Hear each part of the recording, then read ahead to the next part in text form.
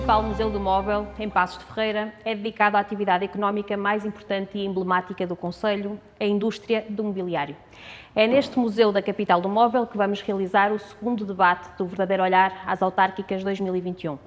Para abordar alguns dos principais temas da atualidade do concelho, temos connosco 4 dos 5 candidatos à Câmara Municipal. Seguindo a ordem da esquerda para a direita, passo a apresentá-los. O candidato da CDU é João Paulo Carvalho, empresário. Humberto Brito é o atual presidente da autarquia e é recandidato pelo Partido Socialista. A ser eleito, cumprirá o terceiro e último mandato em frente do município. Pelo PSD, o candidato é Alexandre Costa, empresário, presidente da Junta de Freguesia de Passos de Ferreira e presidente da Comissão Política do PSD local. Ludgero Pereira, advogado, é independente e candidata-se pelo CDS-PP. O Chega apresenta a também advogada Cátia Santos como candidata à Câmara. A candidata não pôde estar presente por questões de saúde. Tentaremos que haja equidade nas intervenções dos candidatos e pedimos que sejam objetivos nas respostas. Este debate terá 2 partes distintas. A primeira com questões comuns às candidaturas, a segunda com perguntas mais direcionadas a cada um dos candidatos. Nós vamos começar por um dos assuntos mais polémicos neste Conselho, que é o resgate da concessão de água e saneamento, como poderiam esperar. E se isto foi a bandeira de campanha eleitoral há 8 anos do atual Presidente, é verdade que hoje a água não é, custa cerca de metade para a esmagadora maioria dos cidadãos deste Conselho. O que é certo é que 8 anos depois o problema continua por resolver. E o que eu pergunto ao João Paulo Carvalho da CDU e afirmou há poucos dias que o PS falhou na resolução deste problema, porque isto é um dossiê difícil e que precisava da ajuda da CDU. Em que é que falhou e em que é que a CDU pode ajudar? Bom dia, quero agradecer o convite e a oportunidade de nos dar a conhecer aquilo que nós pensamos e debatemos sobre os assuntos do Concelho de Passos de Ferreira. Em relação à água, repare, uma das questões que aconteceu em 2013 e começou bem a introdução, um dos resígnios da Câmara, dos eleitores em 2013, foi que iriam resolver o problema da água. Neste momento o problema não está resolvido, o problema está em andamento, não está resolvido e precisa de ser resolvido. E uma das questões que o Presidente, que é candidato, Humberto Brito, falou que não havia rosto para resolver o problema com o dono da empresa. Isso é mentira, isso existe. É preciso fazer uma negociação séria, é preciso perceber o que é que está em causa, que eu acho que toda a gente já percebeu, que é um cumprimento de um contrato e tentá-lo anular, e nós estamos disponíveis para ajudar e colaborar nesse assunto, porque é muito difícil e nós precisamos de uma boa negociação, precisamos de todos os partidos, precisamos de toda a gente a lutar pelo mesmo, e é isso que nós queremos que isso aconteça. Humberto Brito afirmou que se o PSD não estivesse a fazer um frete à concessionária, juntava-se ao PS e tratava do assunto de remunicipalizar o serviço de água. Primeiro, o que é que falhou para 8 anos depois este assunto não estar tratado? Segundo, porque é que o PSD teve culpa quando foi o PS que avançou com a iniciativa de resgatar o contrato? E já agora, aproveitava para lhe perguntar como é que explica que os comerciantes tenham que abrir a água e deixá-la correr para o esgoto para pagar uma fatura mais baixa? Muito bem, muito bom dia a todos. Queria cumprimentar o Francisco, cumprimentar a Fernanda, cumprimentar também os candidatos que se apresentam a estas eleições autárquicas para a Câmara Municipal em Passos de Ferreira e cumprimentar também as pessoas que nos acompanham nas suas casas e que hoje têm a oportunidade de ouvir as diferentes versões e as ideias e as propostas dos candidatos à Câmara Municipal de Passos de Ferreira. E começando por essa última questão, os vereadores do PSD, do qual tem aqui uma carta, enviaram uma carta à entidade reguladora das águas e saneamento, dizendo, vereadores do PSD, ou PSD, envia uma carta à entidade reguladora dizendo que o preço praticado para os comerciantes era inferior àquilo que estava previsto na tabela. Ou seja, havia um benefício para os nossos comerciantes e que estavam a pagar menos do que aquilo que deviam pagar. Está aqui. É o e-mail do PSD enviado à entidade reguladora fazendo uma queixa dizendo que os comerciantes deviam pagar mais que aquilo que estavam a pagar. Bem, isso explica porque é que eles têm que despejar a água? Obviamente, a partir dessa data, como sabe, a concessionária aproveitou a deixa e começou a aplicar o tarifário que estava previsto, porque havia de facto aqui um entendimento e um trabalho no sentido dos comerciantes no nosso Conselho pagarem menos.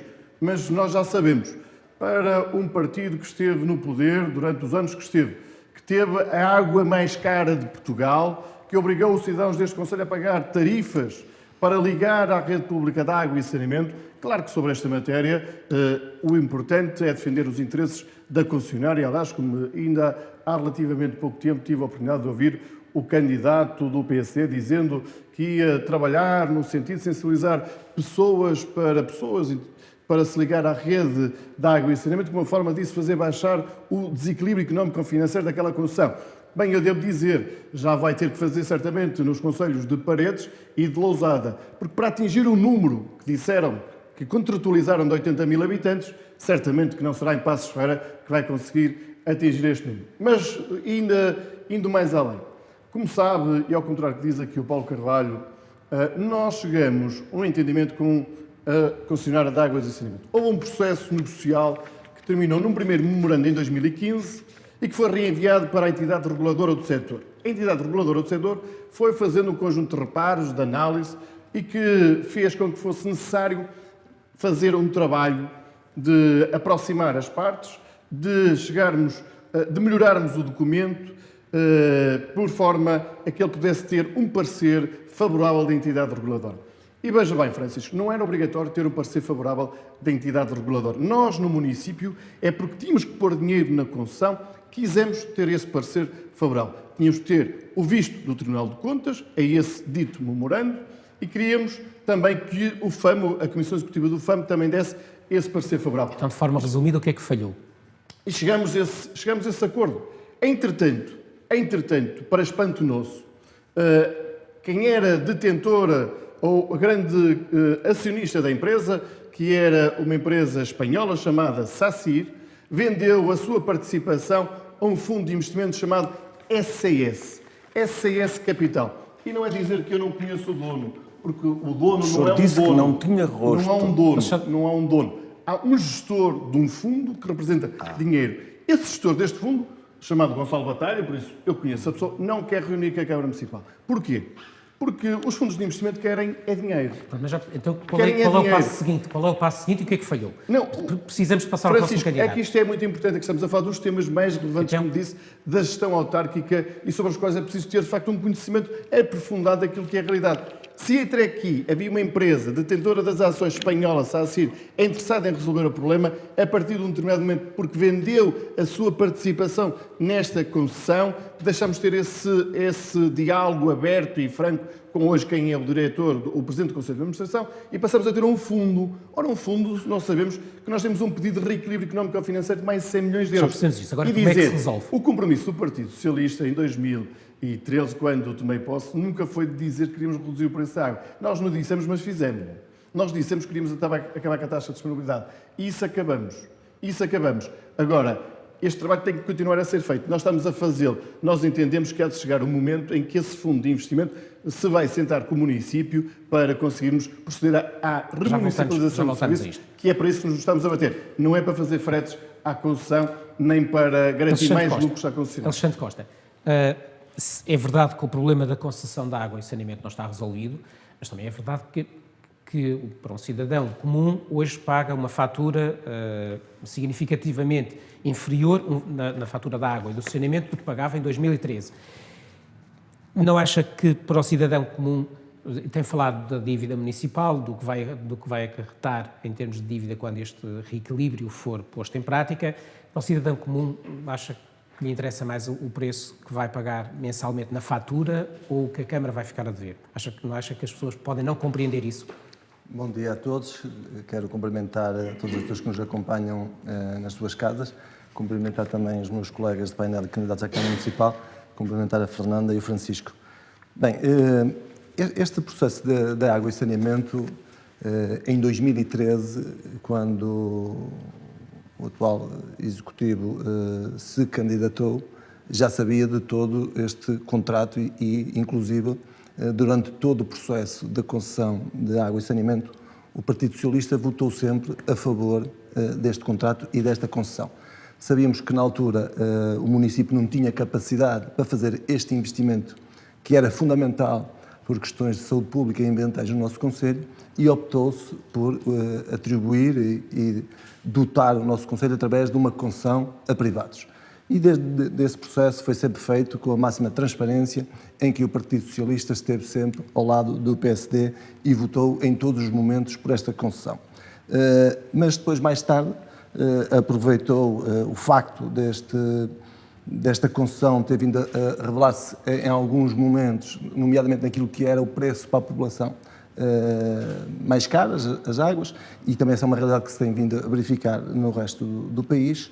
Aproveitou isso como uma arma política de arremesso para chegar ao poder e, sabendo daquilo que era esse contrato, eu acho que aquilo que foi concretizado foi enganar a população, dizendo que teria uma solução para o problema, e hoje, passado 8 anos, aquilo que vemos é que se nós, em 2013, tínhamos um reequilíbrio de 100 milhões, neste momento temos um problema a dobrar, que neste momento temos dois reequilíbrios. Temos dois reequilíbrios. Eu vou lá chegar. Temos dois reequilíbrios. Relativamente à questão do preço da água, evidentemente que hoje, para a população, a água está mais barata, é notório, a fatura que nós recebemos em casa é mais baixa, mas está a ser acrescentada uma nova fatura. Há uma nova fatura que neste momento está a ser imputada ao município, que todos os dias cresce. Basta ver as contas da concessionária, que está lá, neste momento, já vai em 5,5 milhões, aquilo que é o valor que tem a receber pela baixa do preço desde 2017 a 2021. Isso está nas contas da concessionária, não é o PSD, nem é ninguém que está a falar nisto, é o que lá está. Mas dizer também que esta baixa do preço também não foi transversal, porque o pequeno comércio e serviços foram penalizados. E fortemente penalizados. E como referi há bocadinho, temos que deitar água pelo cano abaixo para conseguir ter um preço mais baixo e não sermos penalizados. E também a tarifa de disponibilidade, ao contrário daquilo que foi referido, foi encapotada naquilo que é o consumo mínimo obrigatório. Não é? Por isso, aquilo que nós entendemos, e apontando aqui algumas saídas, é preciso negociar com a concessionária de uma forma séria, de uma forma construtiva. Nós temos sempre atacados. Mas o que é isso negociar? Negociar é procurar encontrar respostas e não estarmos constantemente com memorandos que depois não são cumpridos, que depois não são efetivados e que visam única e exclusivamente a contínua atraso do processo. E ainda recentemente ouvimos o atual Presidente de Câmara a dizer que isto não é para resolver, que estaremos aqui mais 7 ou 8 anos para empurrar para a frente. Eu faço uma pergunta muito concreta. Sim. Se chegar a Presidente de Câmara, como é que vai resolver qual é a sua solução para este problema? Aquilo que nós iremos fazer, e eu já tenho vindo a falar nisso, há 2 pontos fundamentais. E, contrariamente, e aqui há uma divergência relativamente ao Partido Socialista, que o Partido Socialista não quer que as pessoas se liguem, nós aqui temos uma divergência clara, e já o tive a oportunidade de afirmar. Há dois pressupostos que levaram a que fosse feito este investimento pelo município e pela concessionária, que é saúde pública e questões ambientais. E não é compreensível que hoje mais de 30% da nossa população não esteja ligada. Este é um dos pontos fundamentais. Temos cerca de 8 mil e tal consumidores que não estão ligados. Mas qual é a solução? Esse é um dos pontos. Outro dos pontos é negociarmos com a concessionária de uma forma séria, no sentido de eliminar e reduzir estes reequilíbrios. É evidente, e todos sabem, que o município vai ter que investir, vai ter que contribuir com algum valor para que este reequilíbrio, que este investimento possa continuar. Vai ter que haver investimento da Câmara Municipal. A solução que propõe é manter a água concessionada. Enquanto não houver uma solução para resolver este problema do reequilíbrio... Não tem nenhuma solução neste momento para isso? Temos uma solução. Aquilo que nós pretendemos é resolver esta questão do reequilíbrio e, inclusive, dar passos para poder a Câmara Municipal participar na gestão também das águas de Passos Ferreira. E pode garantir que, seja qual for a solução que vai encontrar, as pessoas não vão voltar a ter a água mais cara do país? Não vão ter. Okay. O nosso objetivo, inclusive, é resolver outro problema que existe, que é, neste momento, não temos uma resposta no tarifário social na água. Ludegeiro Pereira é candidato independente apoiado pelo CDS-PP e afirmou que esta situação da água é uma situação inaceitável e ilegal. Onde é que está a ilegalidade? Bom dia, Francisco, Fernanda, ilustres colegas e quem nos ouve lá em casa e restantes elementos que estão aqui connosco. Olha, eu julgo que aqui temos 2 vertentes na situação da água. Temos a vertente que foi falada, porque isto no fundo depois aparecem coisas que são muito floreadas. E quem nos ouve em casa fica ali um bocado perdido, contratos para trás, contratos para a frente, diretores, subdiretores. E eu julgo que as coisas para se apresentar lá para casa, porque o executivo tem de resolver, quem for executivo tem de resolver o problema. E a parte técnica que fica com o executivo, nós temos de passar lá para fora a situação prática. E isto no fundo é muito fácil de compreender.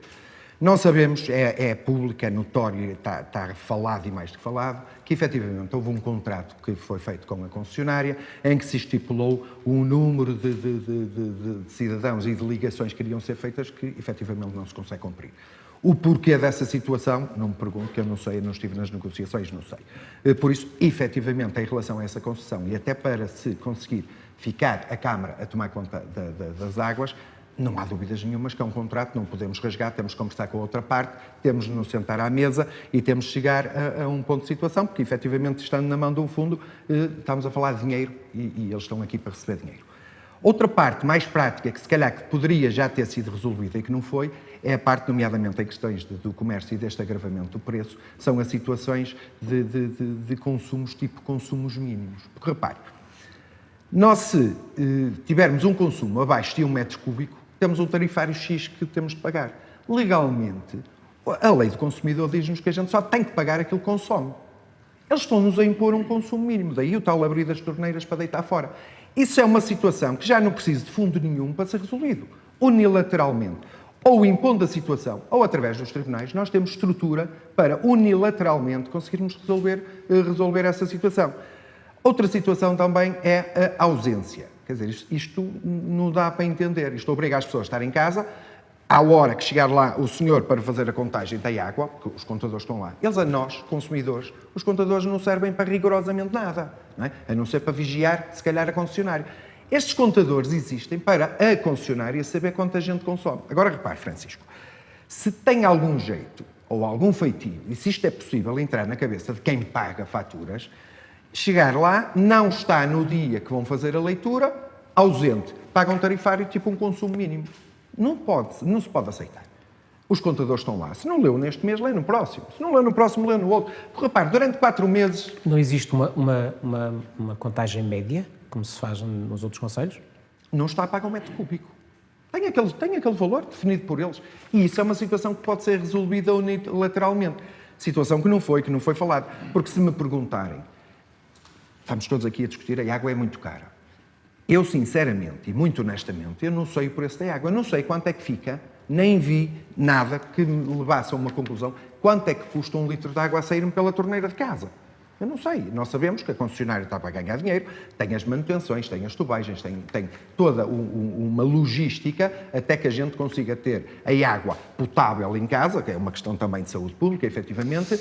Agora, eu não sei quanto é que custa esta água a sair na torneira. Por isso, dizerem-me que custa 1 euro o litro, 10 cêntimos o litro ou 5 euros o litro, eu não sei. Não sei. Não posso dizer isto. O que eu lhe posso dizer é que, na nossa opinião, há mecanismos unilaterais, que não é o rasgar o contrato, que essa é a tal primeira vertente que lhe falei, que pode ser tomada e que não foi. E que estamos todos aqui impávidos e serenos. Somos capazes de andar numa discussão medonha num café ou com alguém que entre o assunto, mas quando temos de tomar decisões a sério, calamos, aguentamos e engolimos. E eu acho que esta situação será uma situação que pode ser resolvida de forma unilateral, nomeadamente para acabar com esses valores que são exorbitantes. Aliás, isso é completamente inaceitável. Ou um contador que não serve para nada, porque no leilão aplicam um tarifário, ou então pressionam o gasto, aquele consumo, porque toda a gente manda poupar água. Aqui não, aqui nós mandamos gastar água. Muito obrigado. Somos um concelho muito rico em água, recursos hídricos. Muito bem. Francisco, se me permite, são 30 segundos para responder aqui a algumas incorreções que foram ditas pelo candidato do PSD. Em primeiro lugar, o PS... Sim, certo que este também vai ter os mesmos 30 segundos. O Partido Socialista nunca votou favoravelmente todas as alterações contratuais e posso logo começar por dizer, em 2005 houve um primeiro reequilíbrio que o Partido Socialista votou contra, pese embora não tenha estado no Partido Socialista, mas votou contra esse reequilíbrio económico e financeiro e por isso foi o PSD que desde logo assumiu compromissos. Depois de vir aqui dizer aos nossos cidadãos que a empresa está com 5 milhões de euros numa fatura, é de facto extraordinário. Porque a mesma empresa já apresentou uma outra fatura de 100 milhões de euros à Câmara Municipal. Isto é o reconhecimento que o Partido Social Democrata está aqui apenas para satisfazer os interesses da concessionária, como fez no passado com a área mais cara de Portugal e com as ligações mais caras. É que dizer isto aos nossos concessionários que têm uma fatura passada pela concessionária à Câmara Municipal de 5 milhões de euros, que vamos ter todos que pagar. Então porquê é que não dizem que há uma outra de mais de 100 milhões de euros que também vai ter que ser paga? O que nós sabemos é a ERSAR, afinal de contas, disse que não eram 100 milhões, eram menos de 35 milhões. E por isso é absolutamente extraordinário que o candidato do PSD continue a aceitar tudo o que a concessionária lhe põe para Alexandre pagar. Costa. Nós, relativamente à questão do reequilíbrio em 2005, não assinaram, mas assinaram o contrato antes. Esse reequilíbrio já é resultante do contrato que foi assinado também pelo Partido Socialista. E quanto à questão dos 5 milhões e meio, não sou eu que estou a dizer, a concessionária é que pôs lá. E quem falou num reequilíbrio de 100 milhões, não é? E que sempre falou nos reequilíbrios, foi o Partido Socialista, porque o PSD, enquanto esteve a governação, também nunca os aceitou e sempre os reclamou e nunca teve, durante o tempo que esteve em gestão, qualquer processo em tribunal, ao contrário do que acontece neste momento. Por isso nós sempre tivemos defendemos diálogo, o interesse popular. nós sempre tivemos o diálogo. Defendemos o interesse popular. Não conseguiram Defendemos o interesse consenso, popular. não conseguiram consenso, não Claro. conseguiram um diálogo, Vamos ter que não continuar, conseguiram que as não é? coisas avançassem. Vamos continuar ainda no tema do ambiente, mas mudando um bocadinho de área, mais para a questão do saneamento. A questão da etarda regada e a sua requalificação tem marcado também os últimos anos. Trata-se de um investimento de 5 milhões de euros que supostamente ia resolver um problema de poluição no Rio Ferreira, que afeta sobretudo Lordelo em Paredes. Mas foi demorando a entrar em funcionamento e pleno, e isso tem gerado várias críticas das várias forças partidárias. Eu começo por perguntar a Humberto Brito como é que uma obra de mais de 5 milhões de euros ainda não está a funcionar em pleno nesta altura, e se foi mal projetada e se o foi, de quem é a culpa? Bem, respondendo de forma muito direta e muito concisa. Nós sabíamos e tínhamos consciência neste Conselho que tínhamos um problema de tratamento das águas residuais do nosso território que prejudicava sobremaneira as freguesias de Lordelo e de Robordosa. E por isso havia necessidade de fazer aqui uma intervenção. Enquanto Presidente de Câmara, tive todo...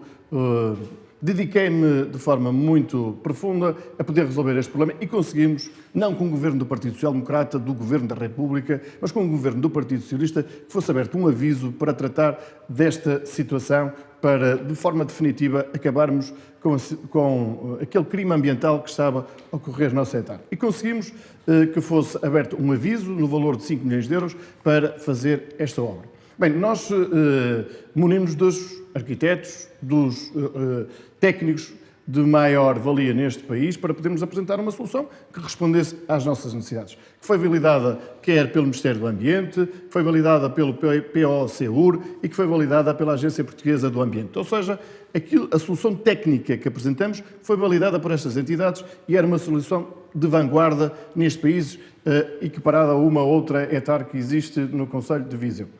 O processo foi lançado a concurso, um concurso público internacional, demorou o seu tempo, avançou-se com a obra foi feita. Há aqui um momento extremamente difícil. Eu sei que os cidadãos nem sempre, ou nós todos, nem sempre às vezes compreendemos que as coisas demoram tempo, mas demoram mesmo. Mas ainda demoraram mais com a questão da pandemia. E nós tínhamos, na aplicação de um conjunto de equipamentos, máquinas que vinham da Áustria. Ora, os técnicos austríacos não puderam vir a Portugal durante bastante tempo. Mas já puderam vir, entretanto. Isso dificultou, e já estão aí. Por isso é que hoje a ETAR está a funcionar. E isso dificultou a implementação do sistema. Ora, o sistema está a funcionar. Eu percebo que haja necessidade de criar aqui algum ruído em torno disso. O ruído que nós queremos é resolver definitivamente este problema. E foi o Partido Socialista, e fui eu próprio, que nos batemos de forma muito afincada para resolver este problema. Quando Portanto, durante muitos não anos, houve culpas ou nada a culpa foi foi da pandemia, é isso? Houve um prolongar da situação na instalação dos equipamentos, das membranas, e depois associado também à questão do tratamento das águas residuais, que demorou mais tempo. Mas o objetivo final, aquilo que as pessoas querem ouvir nas suas casas, é que o problema está resolvido. E está? Está resolvido em condições. E por isso tive ontem a oportunidade de convidar todos a visitarem a ETAR, para verificarem em logo que aquilo que estou a dizer, Vamos avançar, então. é uma realidade. Alexandre Costa, o Presidente da Câmara anunciou a realização de uma auditoria em Assembleia Municipal, julgo. O PSD já conhece os resultados dessa auditoria e, se for eleito, aquela etar ainda a ter problemas, como é que os vai resolver? Sim, não temos ainda conhecimento desse relatório, não nos foi feito chegar ainda. Mas dizer que este processo da ETAR já vem de 2017.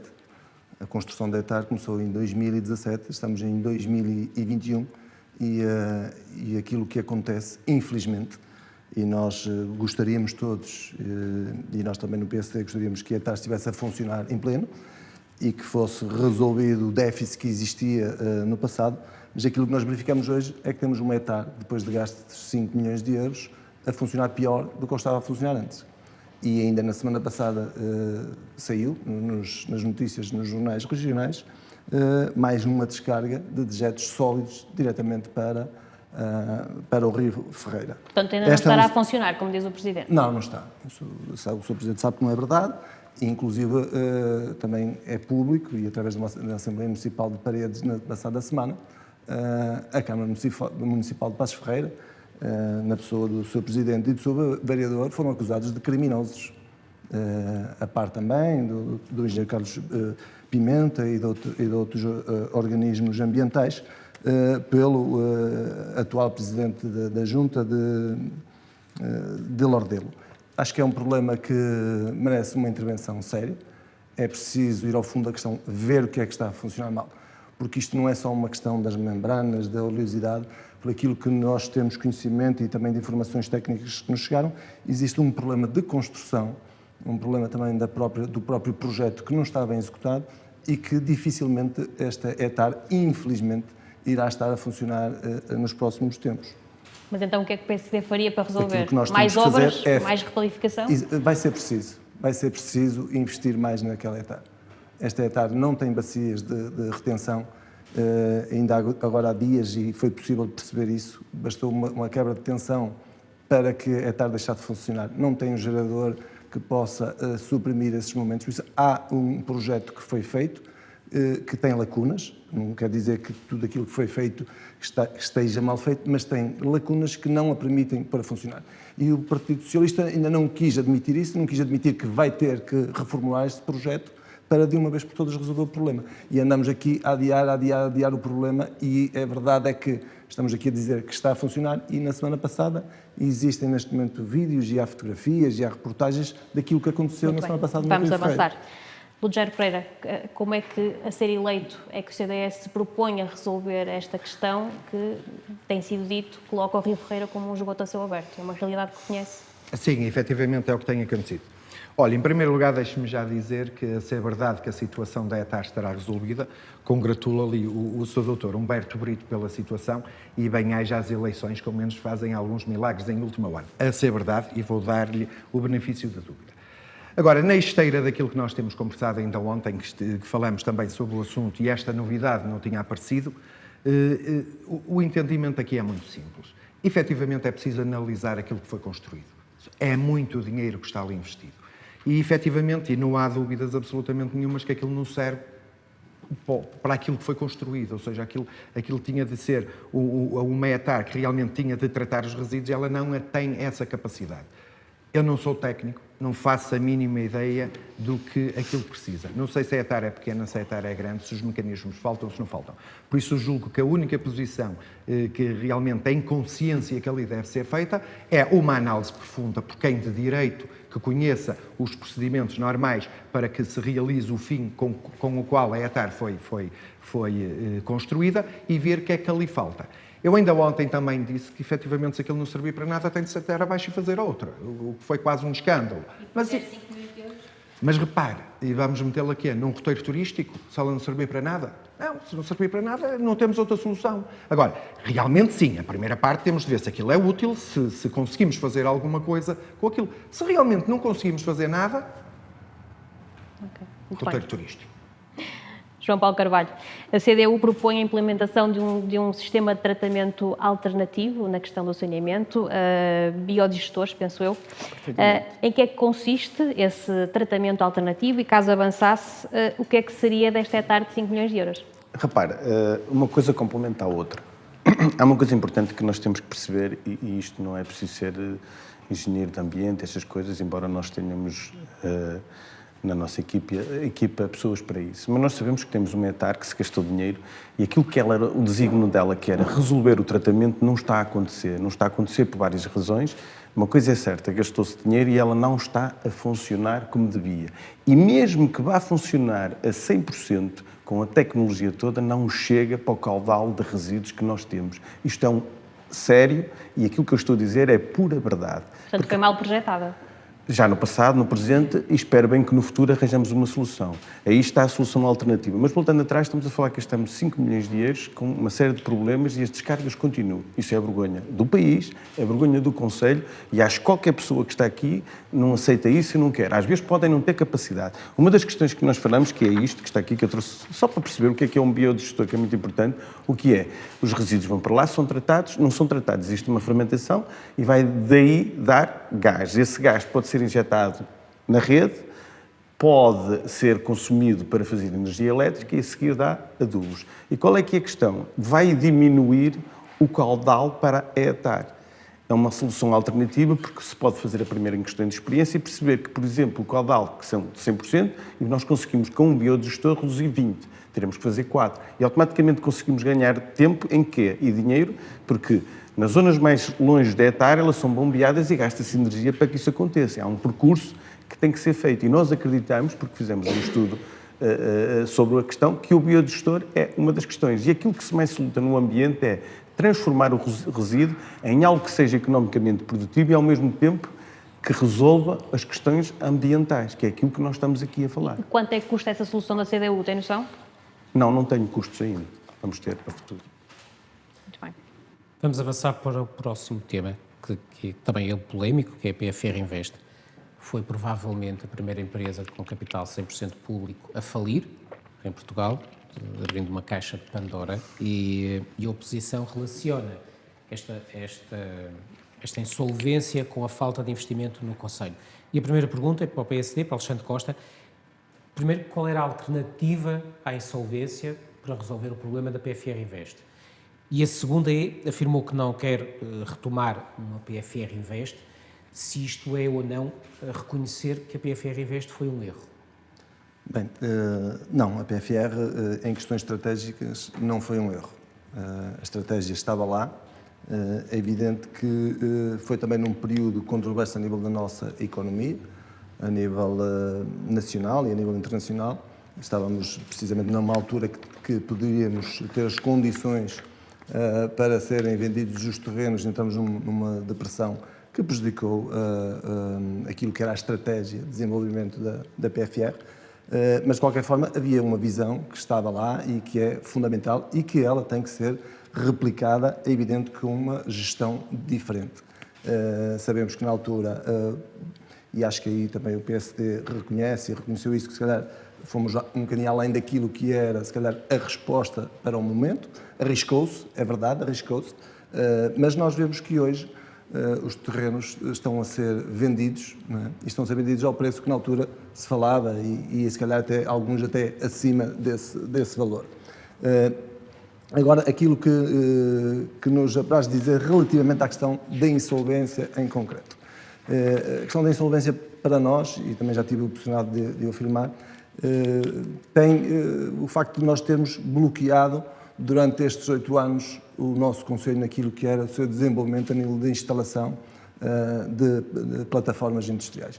Temos sido fortemente prejudicados, tivemos algumas empresas que saíram do nosso Conselho e eu acho que no momento em que se optou por esta decisão, devíamos ter encontrado aqui formas alternativas, devíamos ter sido mais céleres naquilo que é a revisão do PDM, que está com 4 anos de atraso, e ao nível do desenvolvimento económico, apesar de neste momento vivermos uma situação favorável, acho que nos pode trazer graves consequências no futuro, porque temos vindo a perder algum protagonismo naquilo que é de novas empresas. Alexandre Costa, mas há pouco estava preocupado com o reequilíbrio financeiro que a concessionária pode pedir à Câmara Municipal. Mas era de conhecimento comum, de geral, que a PFR Invest tinha uma dívida... Sim, 42 milhões. Era 42 milhões? Sim. O valor da dívida? Sim.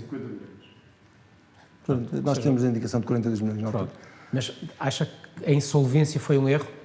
Podia-se ter resolvido isto sem nós, recorrer à insolvência? Na altura o PSD tinha outra proposta e chegou a ser discutida, que era passar os terrenos que estavam na PFR para as espaços, fazermos aqui uma nova, um reformular na altura do processo e tentar também que houvesse uma participação dos bancos também naquilo que era, os valores que tinham em crédito. A opção, em 2013, a população escolheu o Partido Socialista para governar, que entendeu que o melhor caminho seria a insolvência. Na altura nós não defendíamos esse caminho, mas esta é a realidade que temos hoje e não vale a pena puxarmos as coisas atrás. Nós defendemos, e não vamos dizer agora que somos a favor da insolvência, na altura não éramos, acreditávamos que havia outro caminho, havia um caminho negocial, não foi possível, foi este o caminho que foi seguido, e aquilo que nós entendemos é que ao seguir este caminho deveriam ter sido criadas condições alternativas para não acontecer aquilo que está a acontecer hoje, que é estarmos a passar licenças de construção de fábricas em zonas residenciais, estarmos a construir fábricas em zonas que não existe água nem saneamento. Eu acho que esse não é o caminho, não é esse o caminho que Paços de Ferreira devia ter seguido, por isso houve tempo durante estes 8 anos de poder programar as coisas noutro sentido que não aconteceu. Tudo giro. Pereira, em 2017 o seu antecessor dizia que o Conselho perdeu muito com o fim da PFR Invest. O que eu lhe pergunto é se mantém esta posição e, se for eleito, se vai reavivar este processo. Não.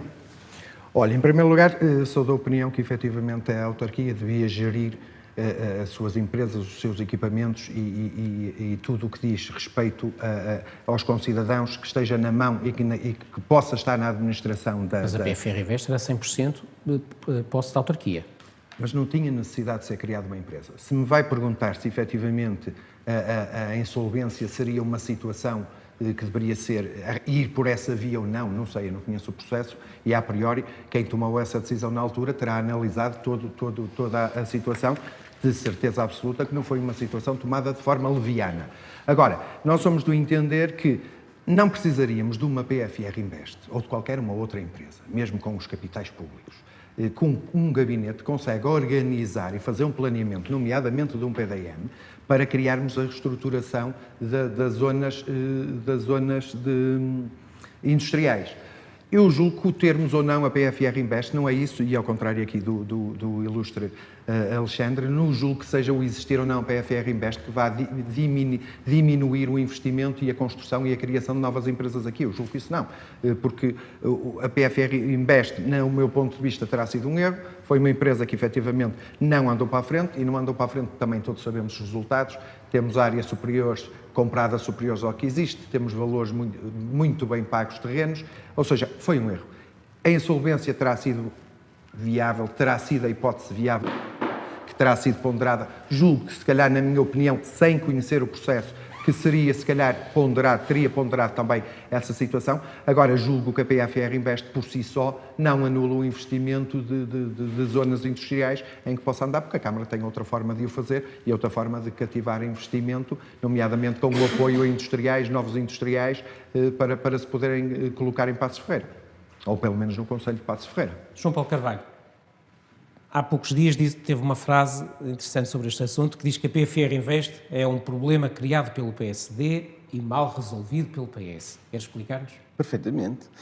Repare, em termos estratégicos, a PFR Invest tem o seu valor. É lógico que nós precisamos de zonas industriais e têm que ser planeadas. O problema que está aqui é qual é o tamanho e qual é o desígnio que isso dá. Repare, nós fazermos 6 zonas industriais que só precisávamos 2 é totalmente diferente em termos de custos. E o que é isso? Por isso é que está mal planeado pelo PSD, no sentido de criar uma coisa megalómana que nós não tínhamos capacidade de suportar. Em questões à resolução do PS, qual é a resolução? Levou isto para uma insolvência que nos pode trazer problemas graves e não nos deu alternativa. O que é que eu quero dizer? Há um conjunto que podíamos diminuir. Nós de 6 podíamos ficar com 2. É um processo totalmente diferente da insolvência. Porquê é que eu falo nisto? Nós temos um problema grave que sabe o PS, né, que está em tribunal e que nos pode criar uma dívida que nos vai pôr assim um bocado dificilmente em termos de finanças, porque é a primeira empresa pública que entrou em insolvência. O que é que isto está em causa? Que é preciso as pessoas entenderem. O que está em causa é, nós temos que pagar os terrenos e não termos terrenos. Porquê? Porque isto é uma empresa pública com capitais 100% da Câmara. Isso é grave. Eu espero bem que isso não aconteça, que é uma das lutas que nós achamos que isso não devia de acontecer, mas existe uma probabilidade grande de acontecer. E repare, aquilo que nós pedimos é que, em termos e que lutamos, em termos de estratégia de zonas industriais, ela não existe, que seja englobada dentro do PDM e que seja bem definida para que não tenhamos grandes problemas, porque, repare, há situações industriais que querem vir para cá e, às vezes, em questões de tamanhos de terrenos, eles não existem e agora estão em mãos de particulares, é completamente diferente. Agora também percebo que não podemos suportar capitais que foram criados de forma que seja impensável nós conseguirmos pagar, que era aquilo que estava em causa. Humberto Brito, sobre esta questão, sobre este assunto, há aqui algumas questões que gostávamos que esclarecesse. A primeira é a oposição acusa de uma falta de investimento do Conselho e relaciona essa falta de investimento com a insolvência da PFR Invest. A segunda tem que ver com o facto de, até agora, os terrenos tendo na mão de uma empresa municipal, evitava-se a especulação imobiliária. Isso agora não vai ser possível, porque os terrenos estão na mão de particulares e que sempre que alguém quer investir está sujeito à lei da oferta e da procura particular. A terceira questão é se não havia alternativa à insolvência. Muito bem. Também procurando ser conciso numa temática tão complexa como esta, mas para que as pessoas percebam. Em primeiro lugar, dizer que o Partido Social Democrata, de facto, consegue fazer o milagre da multiplicação. Não das rosas, mas das laranjas. Porque quem tinha como nós, em 2013, uma dívida de 70 milhões de euros na Câmara Municipal, a que somava um pedido de um reequilíbrio económico-financeiro de mais de 100 milhões de euros, e ainda uma empresa municipal com uma dívida de 50 milhões de euros, ou seja, tudo somado dava mais de 220 milhões de euros, com uma receita de 20 milhões de euros, eu pergunto ao candidato do PSD como é que era possível pagar semelhante coisa. E claramente que não era possível ao município, com este volume de receita, responder a toda esta monstruosidade de dívida que foi criada. No que diz respeito à PFR Invest, ao contrário daqui foi dito, nós não avançamos com a insolvência. E devem-se lembrar, e certamente o Francisco e a Fernanda devem ter feito notícia sobre isso, nós avançamos com um plano de recuperação da empresa. Nós apresentamos um PER com os credores, encontramos uma solução que fosse a melhor solução para o nosso concelho. Bem, nós tivemos uma posição intransigente dos dois bancos que tinham financiado a PFR Invest. E qual era a posição intransigente? A banca queria internalizar a dívida no município, ou seja, queria transferir a dívida de uma empresa municipal para o município. Ora bem, mas a empresa não é 100% municipal. Não, Francisco, mas ela é 100% municipal, então, mas olha, nenhum empréstimo feito com essa banca foi sujeito à contratação pública, foi sujeito ao regime específico das autarquias locais, de ir à Assembleia Municipal, que é quem tem competência para contrair empréstimos, nunca teve nenhum controle democrático por nenhum agente, a não ser por o Conselho de Administração daquela empresa. E este nível começava de uma alteração da lei que gera as empresas das empresas locais e por isso houve o entendimento que esta empresa estava sujeita à possibilidade de poder vir a ser insolvente, como foi. E ao contrário do que diz aqui, é verdade, há processo em tribunal, mas nós já temos mais de 12 sentenças que dão razão ao município. Sobre esta matéria, temos estado tranquilos a resolver os problemas e aqui estou eu. Caro Paulo, aqui estou eu continuamente a dar a cara ao manifesto, a dizer às pessoas contem com o Partido Socialista, contem comigo para defender os interesses. Mas nós temos ganho as ações. Ainda agora, no Tribunal de Primeira Instância, há sempre risco na vida. Pronto, era isso que eu queria saber. Mas a posição é esta. O Paulo queria assumir 50 milhões de euros. E ao contrário do que aqui foi dito, não houve perda de investimento neste território. E veja bem, a empresa PFR Invest em 2011 estava a comprar 10 milhões de euros de terrenos. Em 2011, comprar 10 milhões de euros de terrenos, numa altura que o mundo vivia uma crise económica financeira, demonstra bem a avidez que esta gente tinha para os negócios imobiliários. É porque eu enquanto Presidente de Câmara, não quero entrar em negócios imobiliários, especulação imobiliária. Esse não é o trabalho da Câmara Municipal. E também ao contrário do que aqui foi dito, que o PDM está atrasado. O PDM não está atrasado. É falar sobre uma realidade que não conhece. A lei da revisão, a alteração do PDM no Conselho é mais restritiva. Peço que conclua A com lei essa dos ideia. solos é mais restritiva, não vem ampliar mais zonas industriais. E quem de facto esteve no poder durante tantos anos Mas está e não atrasado. soube Mas está e não atrasado. soube prever. Sabe, eu tenho Estava a curiosidade de atrasado. Era para ontem. 2017, O candidato do PSD 2017. dizia que nós ainda não tínhamos iniciado a revisão do PDM. Pois faltou de forma conscienciosa a verdade. Eu tenho aqui o documento que lhe quero entregar para dizer que já em julho já houve a primeira reunião do PDM para ver e dizer também ao candidato do PSD que quando foram chamados a pronunciar-se no REOT para dar o seu contributo para a estratégia do PDM, quer em sede de reunião de Câmara, quer na Assembleia Municipal, sabem qual foi a resposta do PDM, do PSD à revisão do PDM? Foi zero. Foi zero. É porque este discurso sistemático Muito de bem, dizer vamos um conjunto avançar. de coisas, mas efetivamente Só não para- apresentar nenhuma solução para o Conselho, apenas trazermos problemas sobre problemas e mais, até é evolutivo. Porque há 4 anos o PSD dizia que queria retomar a PFR Invest. Hoje já não quer. Mas há 4 anos dizia publicamente nos jornais que iam retomar a PFR. Não explicavam é que me iam pagar. Eu sei como é que iam pagar. Iam aumentar os impostos deste Conselho, como querem fazer, como fizeram no passado, às nossas empresas, aos nossos empresários. E a resposta final, sem PFR Invest, que é coisa única em Portugal, não há mais nenhum caso de PFR Invest em Portugal. Sem a PFR Invest, nós reduzimos o desemprego de 2013, de outubro de 2013, de 6 mil pessoas para menos de 2 mil em setembro de 2021. Este é que é o resultado e estas é que são as políticas, porque não é Muito sucessivamente bem, com vamos proclamações que se atingem os resultados que é 30 segundos então. 30 Só dizer que segundos. relativamente à revisão do PDM, não é verdade, o PDM está atrasado, já devia ter sido revisto em 2017 e não foi. E o facto de dizer que o PSD que não está disponível para participar, também não é verdade. Aquilo que ficou numa Assembleia, ainda ontem tive a possibilidade de o confirmar, disse que o PSD ia ser convidado para fazer parte de uma comissão de revisão do PDM e até o momento ainda não recebemos esse convite. Era só isso que eu queria dizer. Os meus 30 segundos. Está aqui o documento do seu candidato. Não recebemos o Seu candidato convite. não quer Mostre-me o receber. convite. Não quer receber. Mostre-me o convite. Seus Está aqui 30 os segundos já os documentos esgotou das atrás. Câmara e da Assembleia Municipal em que a Mostre-me o participação do PSD para a estratégia de revisão do Portanto, PDM vamos avançar. Eu sei que não lhe interessa receber. Quer receber? Não, mostra Quer ali. receber? Já que não sabe, o senhor não foi às reuniões. Não existe Quer um receber? convite. Não Não quer existe receber. o convite. Vamos avançar. Não existe o convite. Peço que terminem o diálogo. Você sabe que não existe esse Está convite. dito. Está dito. Não existe esse É um Muito convite convite. bem. formal.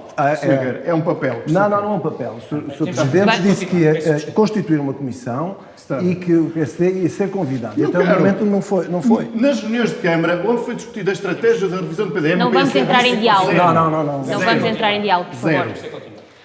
Portanto, avancemos, passamos a um novo tema, neste caso a possível adesão de Paços de Ferreira à área metropolitana do Porto. Foi uma proposta do Partido Socialista, foi já até votada em Assembleia Municipal, na altura com os votos contra do PSD.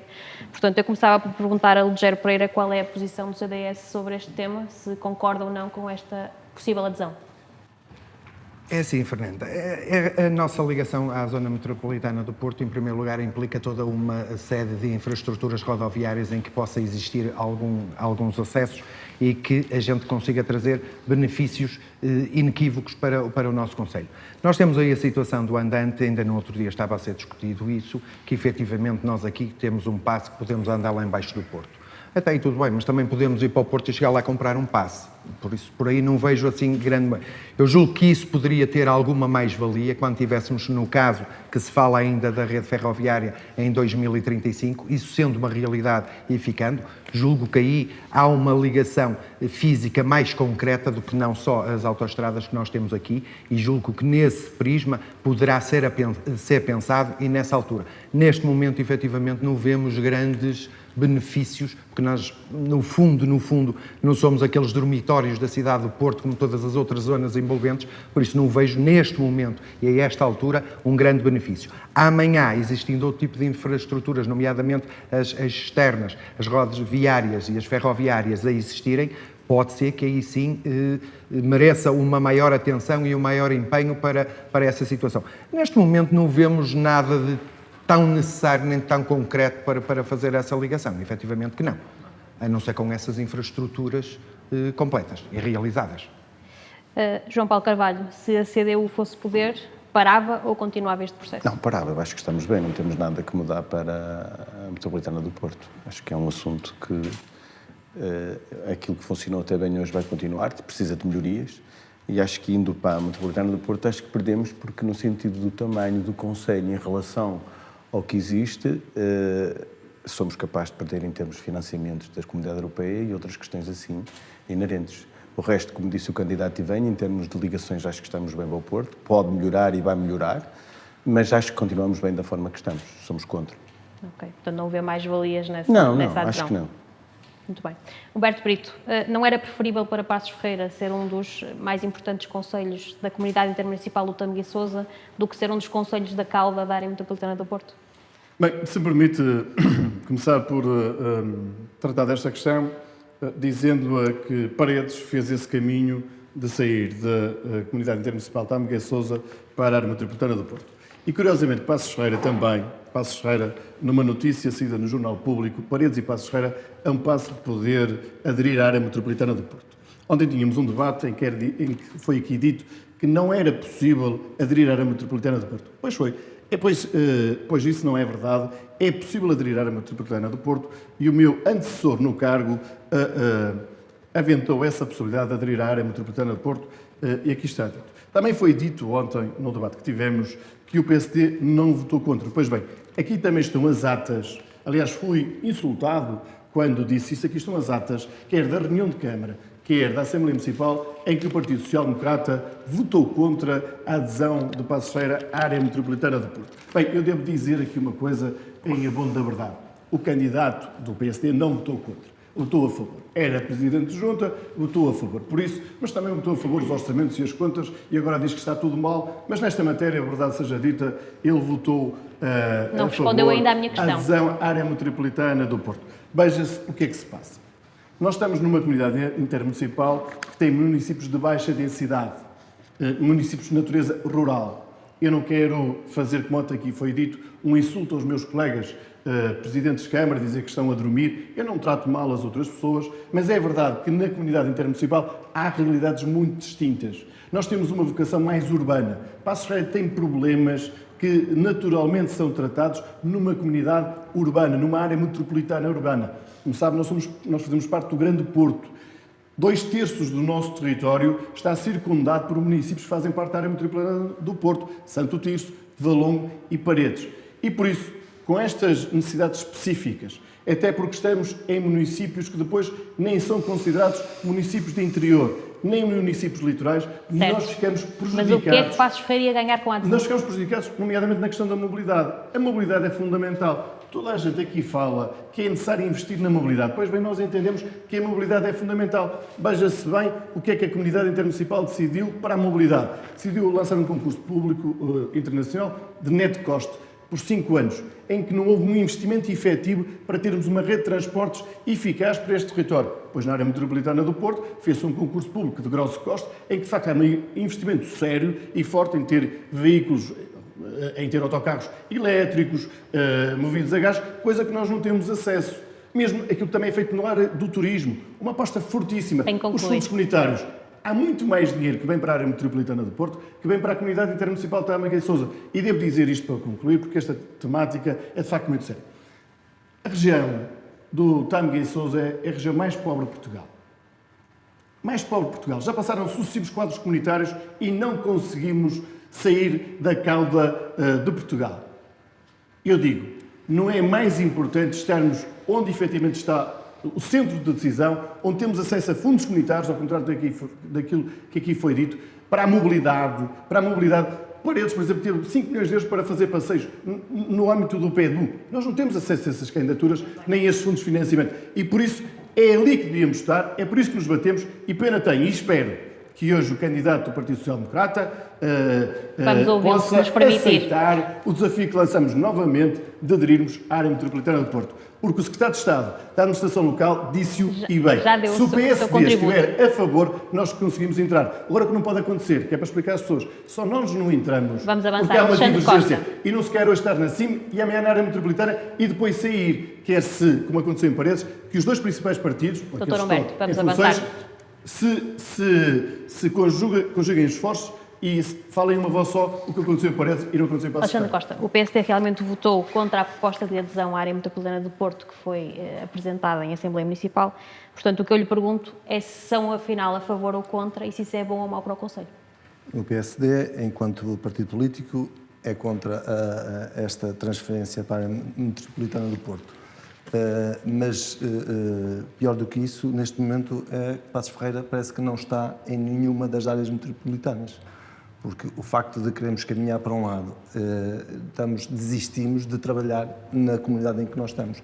E, inclusive, aquilo que há bocado foi referido pelo Dr. Humberto Brito, relativamente à questão dos transportes, é um caso paradigmático. É que nós demitimos daquilo que era lutar por um concurso válido, por um concurso que pudesse resolver os problemas de mobilidade do nosso concelho, em que os estudos não foram feitos atempadamente, e aquilo que vemos hoje é uma réplica do concurso, daquilo que está neste momento em vigor, e aquilo que nos espera nos próximos 5 anos a ter a mesma mobilidade que temos atualmente, porque não foi feito nenhum concurso mais ambicioso que desse resposta às necessidades que temos hoje no nosso concelho. E isso é assumido, inclusive, pelo atual Executivo Municipal. Não foram discutidos e ontem ficaram indignados com o facto de dizer que estiveram a dormir. É uma expressão, estiveram a dormir. É muito grave. É uma expressão, É muito grave. é uma expressão que eu assumo, não É tem problema muito nenhum. grave. Mas tem a ver com o Respeitar facto de... colegas presidentes de Câmara. É muito grave. Sr. Dr. Humberto, Não, deixe-me falar, senhores. deixe-me falar, Sr. Dr. Humberto. Insultar Relativamente é muito grave. é uma realidade que É muito estiveram grave. distraídos, porque desde 2015, que foi delegado nas comunidades intermunicipais a responsabilidade do transporte público, e o facto é que não foram feitos, durante estes anos todos, não foram feitos estudos, e depois, como não havia estudos para fazer, disse vamos agora fazer um contrato só para 5 anos, que é para depois, a seguir, durante este período, podermos fazer o estudo. E o que é que temos em cima da mesa? É que para um investimento de 5 anos, não há empresas que vão fazer grande investimento, e o que vamos ter é o resto dos próximos 5 anos, um transporte igual, deficitário, igual ao que temos atualmente. Por isso, aquilo que nós defendemos neste momento é que haja uma participação mais ativa na CIM por parte do município de Passos Ferreira. Inclusive, é reconhecido as próprias manifestações de descontentamento dos colegas Presidente da Câmara, o Dr. Humberto Brito, da CIM, pelo facto de não ter Passos Ferreira como um aliado para defender os interesses da CIM. Só para terminar, dizer também que esta tentativa agora e passar a mensagem que é possível passar para a área metropolitana, neste momento também não é verdade. Não é possível. Sabemos que as revisões das NUTs já foram feitas e são da responsabilidade da Comunidade Europeia, e que não está em cima, neste momento, não está previsto nenhuma revisão a curto prazo. Por isso, nós não acreditamos também que em breve que essa situação possa estar em cima da mesa. Por isso, aquilo que nós defendemos neste momento é que haja um trabalho sério com a CIM, e é evidente que há diferenças naquilo que é os programas e os investimentos e as candidaturas, mas também, assim, também tem muitos investimentos, também tem muitas condições no sentido de poder dotar e podemos nos candidatar a fundos comunitários no sentido de desenvolver o nosso concelho. Muito bem. 20 segundos. O candidato do PSD diz uma coisa: não respeita a maioria das decisões tomadas na CIM, e quando não se concorda com elas, insulta-se os outros presidentes de Câmara ou as outras autarquias, dizem Mas que eu não estão a insultei dormir. ninguém. Isto não é uma forma de estar na Eu vida não política. insultei ninguém. Nós temos que respeitar as maiorias. Eu não tomadas insultei ninguém. na CIM. Isto é muito Eu não grave. não É insultei porque dito ninguém. isto da forma como diz, significa Já que não, terminaram os seus 20 segundos. não respeita sequer os órgãos e as decisões que são tomadas nos órgãos pela maioria dos presidentes de Câmara. Vamos passar ao último tema. 10 segundos, não é preciso 20. Só se refere ao facto Gosto muito da das forma como minhas... estão a diminuir os Só se refere ao facto das minhas palavras, mas não se refere a dizer o estudo foi feito ou não foi feito. Foi feito atempadamente ou não foi? Isso é que era importante responder. Vamos avançar. Vamos avançar.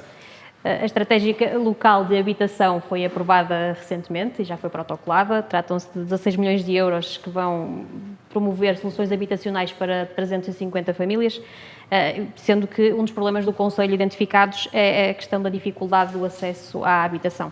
Portanto, começando por João Paulo Carvalho, tem ideias concretas nesse sentido, diz que defende a reabilitação de frações existentes, aquisição e reabilitação de frações ou de prédios degradados, a construção de prédios habitacionais novos em número reduzido de fogos e distribuídos pelo Concelho. Eu pergunto-lhe, não é isto que já está previsto? O que é que a sua visão difere da que está atualmente em curso? Pouco. A única questão que está aqui chama-se localização. Ainda onde falamos no debate, repare, uma das questões que está feita, um dos projetos que são 120 habitações... Se não está fechado, Paulo. Deixe-me acabar, por favor. Depois falamos. Mas está anunciado. Não está fechado. Não, desculpe lá. Um dos seus outdoors diz 100 habitações em Friamundo. A questão que existe aqui é, e peço que me deixe seguir o meu raciocínio, que é importante. Nós somos a favor das construções sociais, dos contratos que se fecham, têm que ser pensados e repensados. Porquê? Repare, nós em Friamundo estamos a falar que temos uma zona habitacional que é o Outeiro, que tem muita habitação. Ao lado esquerdo, grande para a frente, tem outra que é o Carvalhal, e do lado direito está supostamente onde vai ser construída 100 habitações.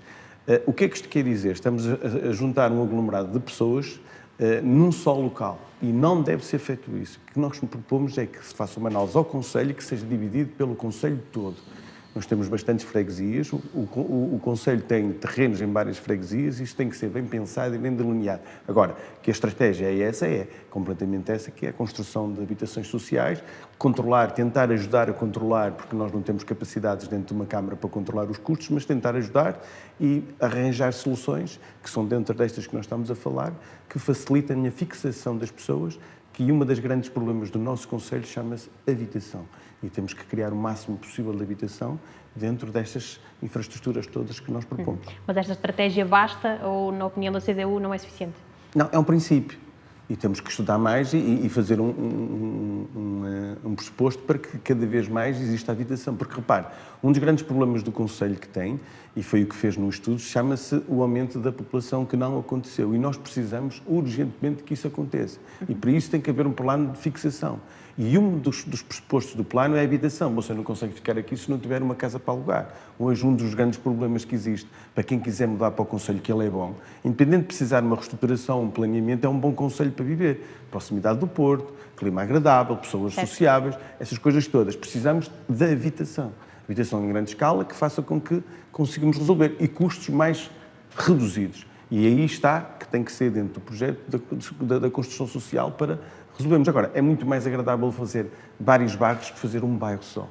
Percebe? É isso que acontece nos outros países evoluídos. Eu venho de um que eu via, minha esposa por acaso não é de cá, é de França, e estávamos a falar de blocos com 70 apartamentos que passaram para blocos de 5 pisos. Por alguma razão não é. Estamos a falar de uma evolução de sociedade que está à frente da nossa. E nós temos que, antes que façamos esses erros, que é para depois de amanhã não temos que os resolver, não vamos fazer zonas airosas, ter o cuidado de pensar isso. E é isso que nós temos que estar lá para discutir. É isso que falta. Muito bem. Humberto Brito, realmente uma das suas promessas que foi veiculada é de que iria construir 120 apartamentos para arrendamento acessível a terminar em 2025. Serão municipais, serão em parceria com privados e uma outra questão uma questão que foi recentemente referida pelo seu vereador da habitação, é que o PSD no passado criava guetos. Não tem medo de fazer igual? Não. Em primeiro lugar, dizer duas coisas também às pessoas que nos ouvem. Nós estamos a falar de duas coisas absolutamente diferentes. Uma questão é a habitação social, sobre a qual irá haver uma intervenção na requalificação dos nossos bairros sociais, para o qual foi assinado recentemente um protocolo com o IRU e para o qual serão canalizados 16 milhões de euros, com a possibilidade de fazermos uma revisão completa dos nossos bairros sociais que necessitavam desta intervenção. E é bom dizer isto, Paços de Ferreira vive no âmbito de um fundo de apoio municipal. Tem uma troika, nós não tínhamos verbas suficientes nem disponíveis para recuperar a habitação social que temos no Conselho e por isso temos a felicidade hoje com o Governo do Partido Socialista e com este dinheiro disponível através da bazuca, da dita bazuca, de podermos fazer esta intervenção e recuperar a habitação social. Quando nós falamos dos 120 apartamentos, não estamos a falar da habitação social, estamos a falar de arrendamento a preços acessíveis. Estamos a falar para pessoas que podem pagar uma renda, mas uma renda inferior aos valores praticados no mercado. Bem, nós nunca tivemos tanto investimento no nosso Conselho como temos hoje na área da habitação privada. E isso é bom e é positivo que haja pessoas, que haja investidores que queiram investir no nosso Conselho e hajam famílias que se queiram instalar no nosso território. Tivemos, no âmbito do censo, um aumento do número de alojamentos em mais de 7%. E são indicadores muito positivos para o nosso Conselho e para o nosso território. Mas tínhamos a necessidade de fazer este investimento. E ao contrário daquilo que o Paulo diz, o nosso trabalho com o IRU é de construirmos habitação a preços controlados, a custos controlados. Será o IRU que o faz, a Câmara Municipal cede o terreno. É verdade que nós temos aquele terreno disponível em Friamundo, mas também já foi dito que no âmbito da análise que estamos a fazer, do projeto que ainda estamos a elaborar no serviço da Câmara Municipal, podemos chegar à conclusão que os 120 apartamentos serão Eu arranjo mais 2 ou 3. para o espaço. Mas isso podem ser 60, podem ser 30, e será Isso é uma análise, mas será uma análise técnica. Mas não é nenhum bairro social, não é nenhum gueto. Nós não estamos a construir guetos, nós estamos a construir apartamentos para a classe média e sobretudo para os jovens. E é para esses que nós estamos a canalizar. Mas dizer isto também, porque também é Muito importante. rapidamente. O PSD, mais uma vez, quando chamado a pronunciar sobre a estratégia local de habitação, disse nada. Levei o assunto à reunião de Câmara em 6 de abril. Pediram para tirar o assunto para dar os seus contributos. Voltei a levar o assunto à reunião de Câmara de 20 de abril do corrente ano, pois o PSD, contributos para a habitação no nosso Conselho para dar resposta às nossas famílias, disse zero. Mais uma vez. Vamos então ouvir Só o um PSD. segundinho. Aquilo que eu falo chama-se concentração. É aquilo que eu peço para analisar, é aquilo que eu exijo. E aquilo que está em causa nós temos aglomerado de pessoas muito grande e estamos a propor mais aglomerado de pessoas, que pode ser feito noutra zona e noutros terrenos que tenha Câmara. É isso que eu estou a dizer. É muito importante, não é ao contrário, é importante se pensar nisso. Alexandre Costa diz que na sua campanha tem veiculado esta ideia de que há falta de investimento na habitação social no Conselho. O PS, no entanto, acusa o PSD de ter vendido frações que eram de habitação social no passado. Como é que responde a isto? Foi ou não verdade? Sim. Em primeiro quero só pôr a verdade relativamente a esta última intervenção do Dr. Humberto Brito, porque diz que o PSD foi convidado a discutir. O que se passa é que o documento foi retirado, não foi para ser discutido, foi retirado porque era para votação em reunião de Câmara. Não era para ser discutido, nem era para receber propostas, foi apresentado para votação. Mas o Partido Socialista, na altura, deu conta que tinha uns erros e foi o Partido Socialista que o retirou. E depois apresentou na reunião a seguir para votação. O PSD nunca foi convidado, ao contrário das juntas de freguesia, nunca foi convidado para discutir o plano estratégico da habitação local. É preciso dizer as coisas com verdade e não estar sempre a pôr as coisas na lógica de que o PSD que não contribui para nada. Relativamente à questão do PSD construir guetos, eu lembro que os bairros sociais que temos no nosso Conselho já têm cerca de 40 e tal anos, penso eu que são já ultrapassa as 4 décadas. Eram realidades diferentes. E até na altura eram construídos até inclusive pelo governo, nem sequer era pelas autarquias, nem tinham uma participação direta das autarquias.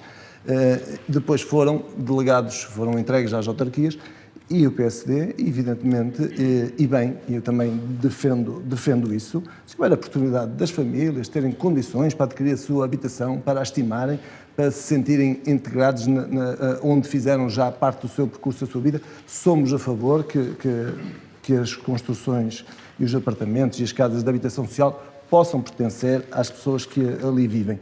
E hoje vemos que a maior parte delas tem vindo a acontecer. Vou pedir que conclua. Aquilo que se passou nestes últimos 8 anos é que não houve uma lata de tinta para os bairros sociais.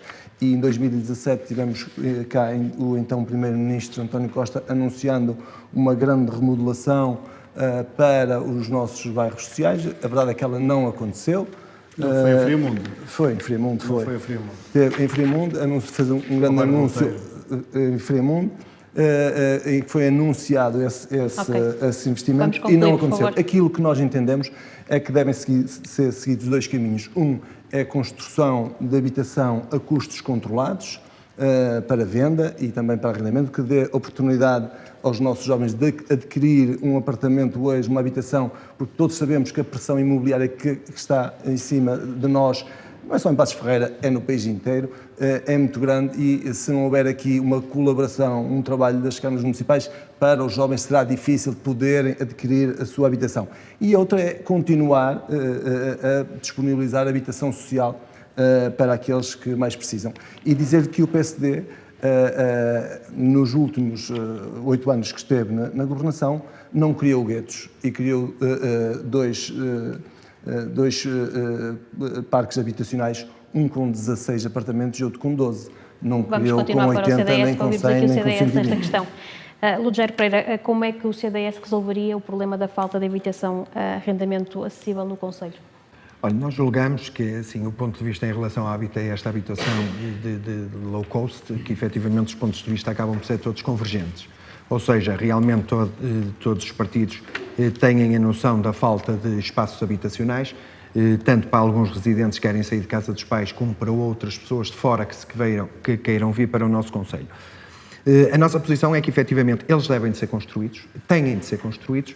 Entendemos também que, efetivamente, não devemos criar um grande aglomerado habitacional num local, que senão amanhã ou a médio ou a longo prazo podemos ter o problema que as grandes metrópoles têm com, não lhe chamarei guetos, mas se calhar alguns centros um bocadinho mais degradados, porque tem de se fazer também, aliás, porque tem de se fazer também uma triagem das pessoas que efetivamente vamos lá colocar. Nós já tivemos situações a nível nacional que várias famílias todas juntas num local, aquilo pode ser muito complicado, por isso até essa própria triagem dos alugueres e das vendas deve ser vista. E nomeadamente o que já se falou aqui também, o não aglomerado de muitos focos habitacionais num local, de forma a haver uma estabilidade melhor nesses mesmos centros, nesses mesmos locais.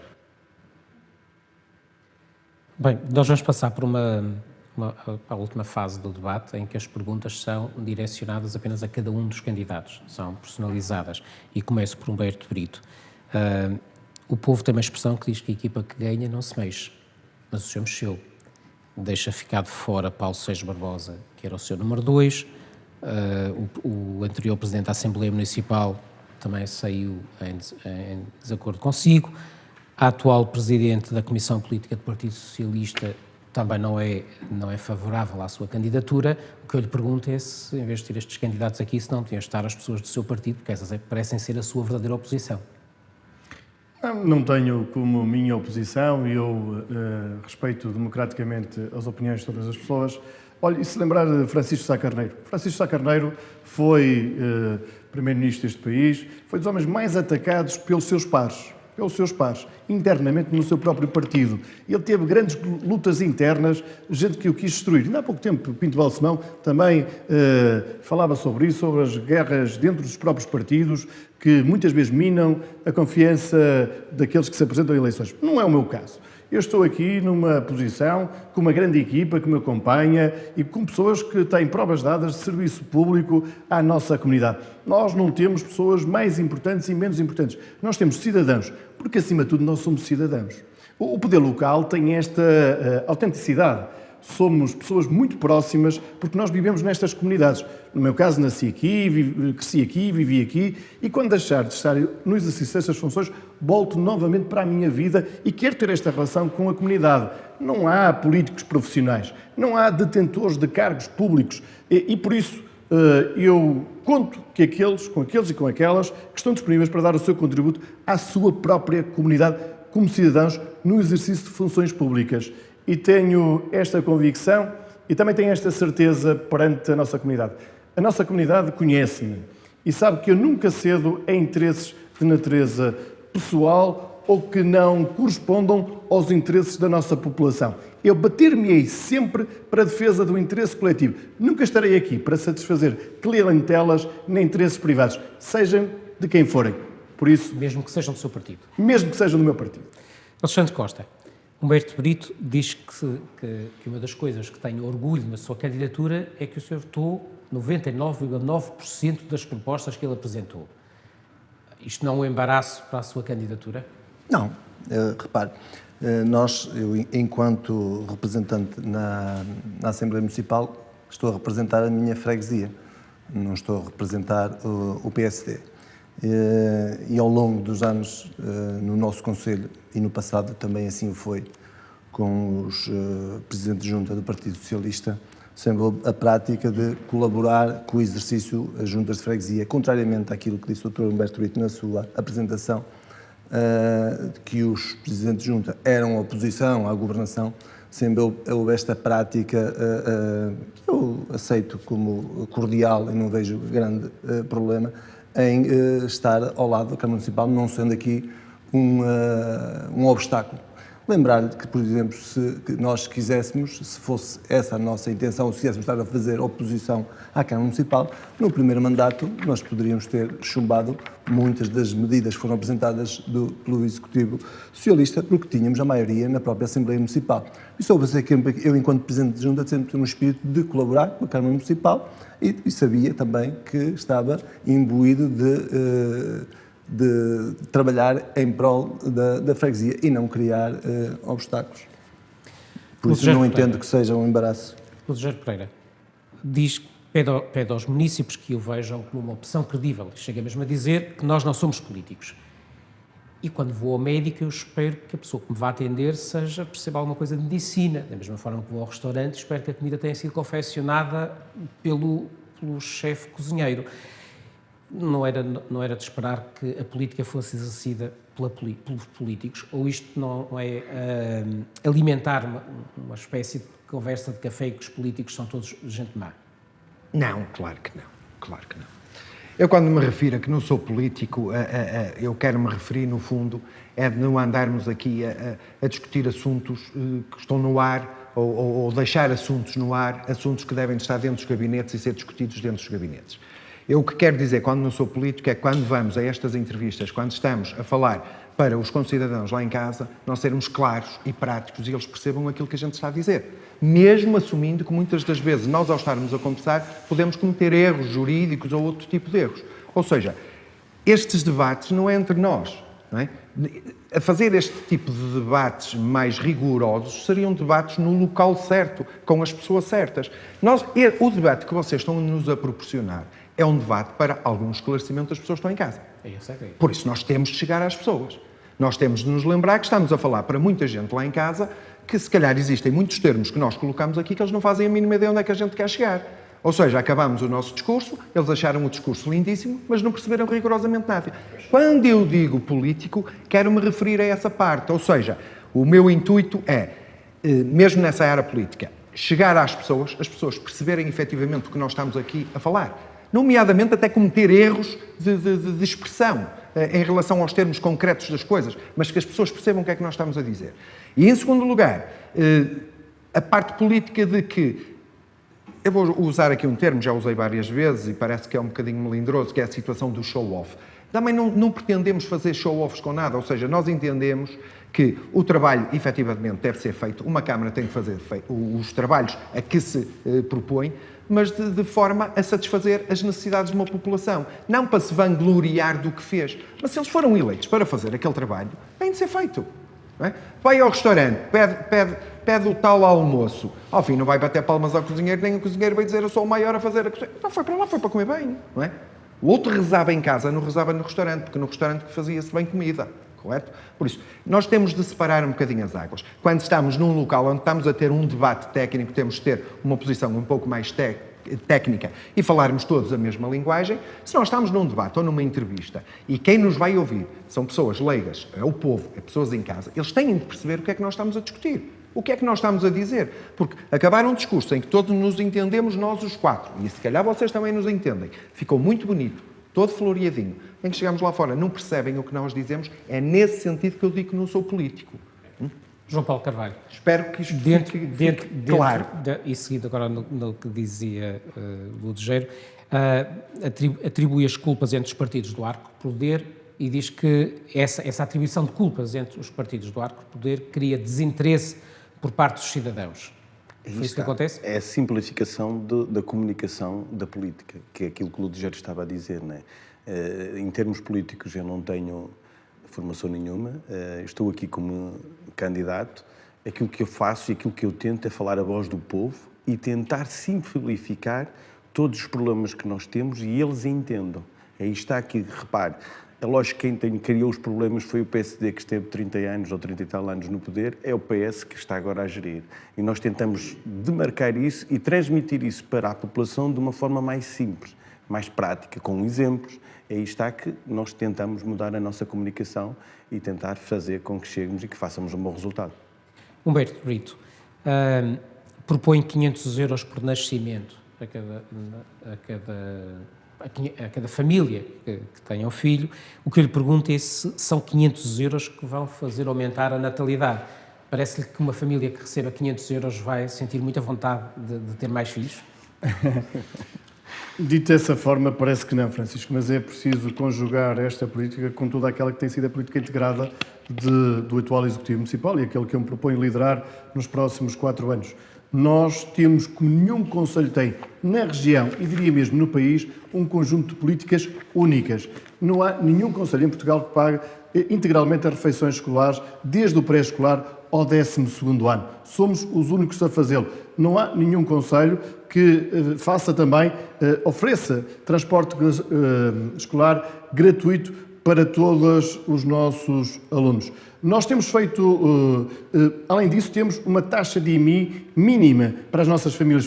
Fomos mais além, reduzimos os coeficientes de localização sobre os prédios para poderem reduzir ainda mais o seu valor contributivo para pagarem menos impostos. Nós temos uma política amiga das famílias e, por isso, este cheque bebé que nós queremos atribuir às nossas famílias é mais um contributo que queremos dar para que elas sintam que o nosso concelho tem oportunidades únicas e que devem aproveitar. Eu tenho muitas famílias de Lousada que têm os filhos a estudar em Passos Ferreira e que se queixam, Lousada, Paredes, não queria estar agora a especificar esses exemplos, mas por acaso que queriam beneficiar das refeições escolares. Pois nós temos-as aqui para os nossos cidadãos do nosso concelho, mas também queremos o projeto Aprender a Nadar, queremos que as nossas crianças possam também elas todas. Compramos 15 autocarros para poder servir a nossa comunidade. Nós queremos criar uma comunidade robusta, coesa, solidária, forte, como não existe, como existem muitas poucas em Portugal. E é no âmbito dessas políticas de apoio à natalidade e de apoio às famílias que nós estamos totalmente empenhados. Alexandre Costa, Humberto Brito propõe o cheque bebê, o Alexandre Costa propõe o cheque creche com 900 euros em 3 anos, que dá 25 euros por mês, e é isso que vai aumentar a natalidade. Não vai aumentar a natalidade. Aquilo que nós já em tempos do PST propôs o cheque bebé em sede de direito da oposição e que na altura não foi acolhido pelo Partido Socialista, mas entendemos que neste momento, e face aos últimos números que estão disponíveis, o nosso problema neste momento não está na natalidade. É evidente que gostaríamos que a nossa natalidade aumentasse, mas nós neste momento temos um saldo demográfico positivo.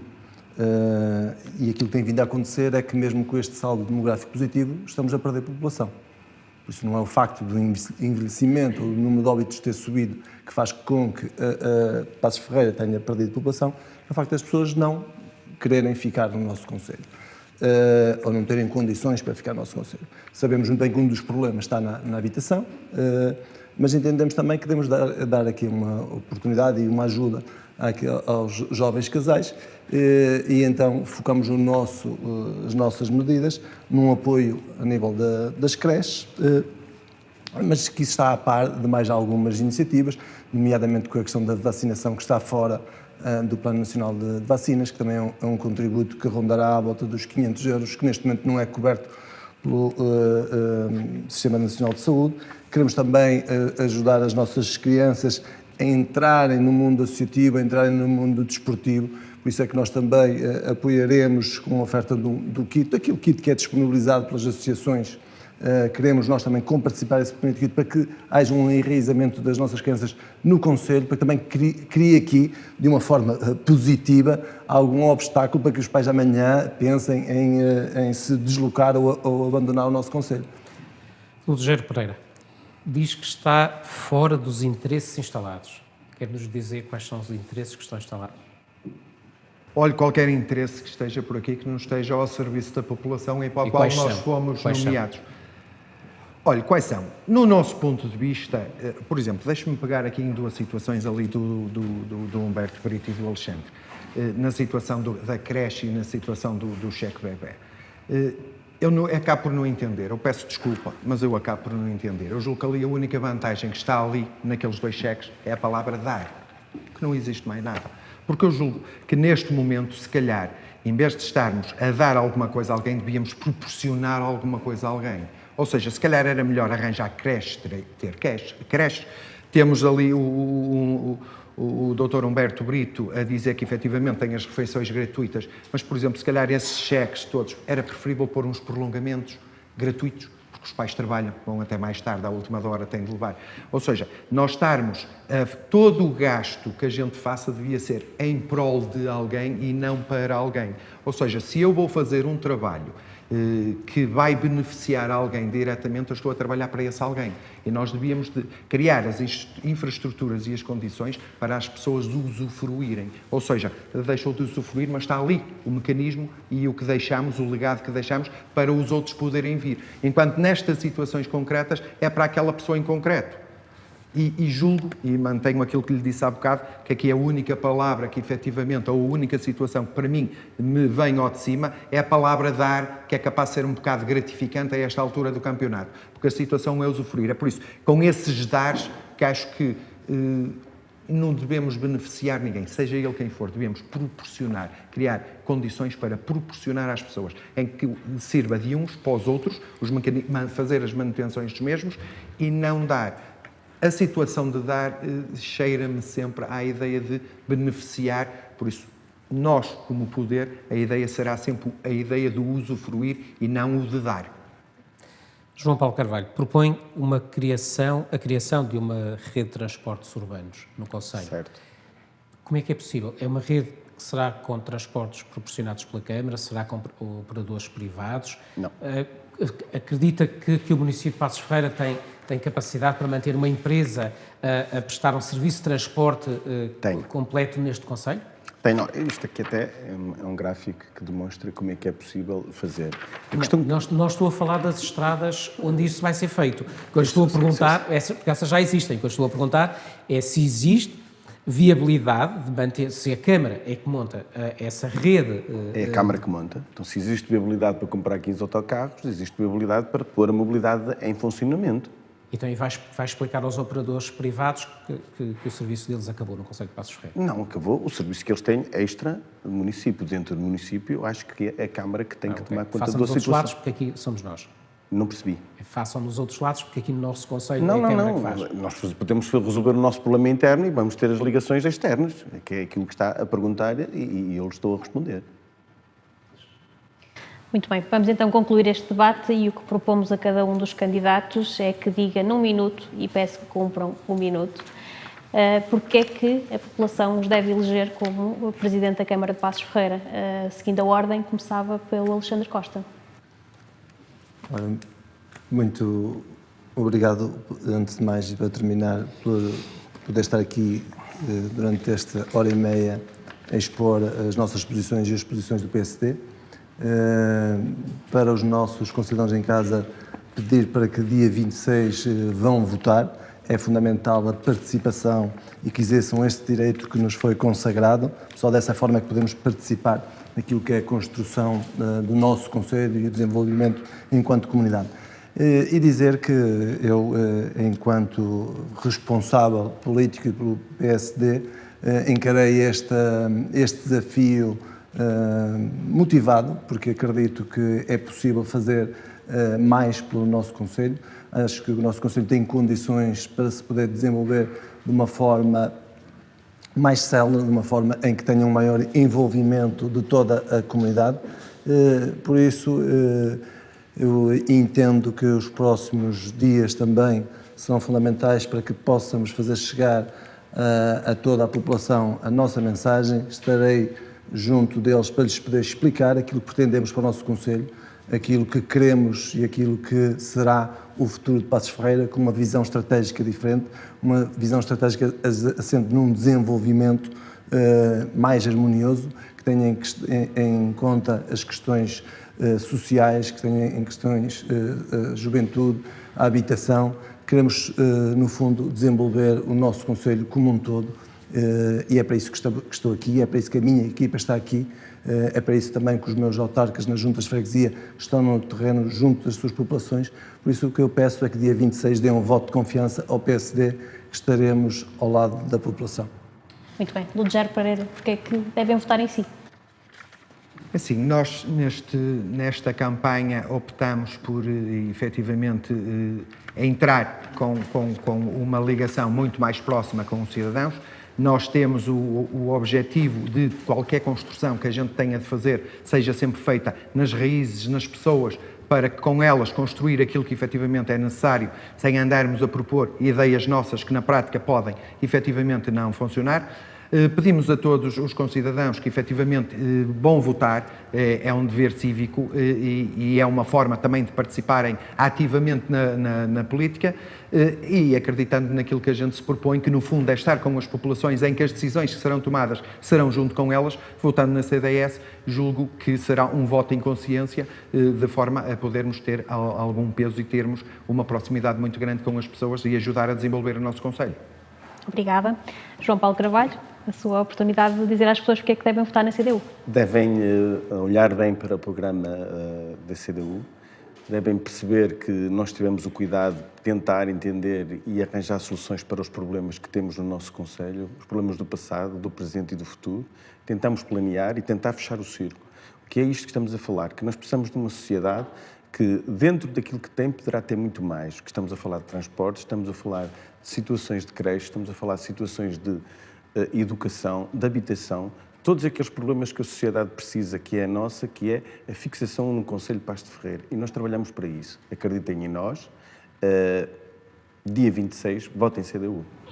Muito bem. Para concluir, Roberto Brito, porque é que devem votar em si? Eu, antes de fazer um apelo ao voto, devo dizer que estou cá para não permitir que medidas como aquelas que foram apresentadas pelo Partido Social Democrata possam ser aplicadas. Medidas de cheque para creches, que deixam de fora, que discriminam mais de metade das crianças que nascem anualmente, não são medidas que o Partido Socialista defende.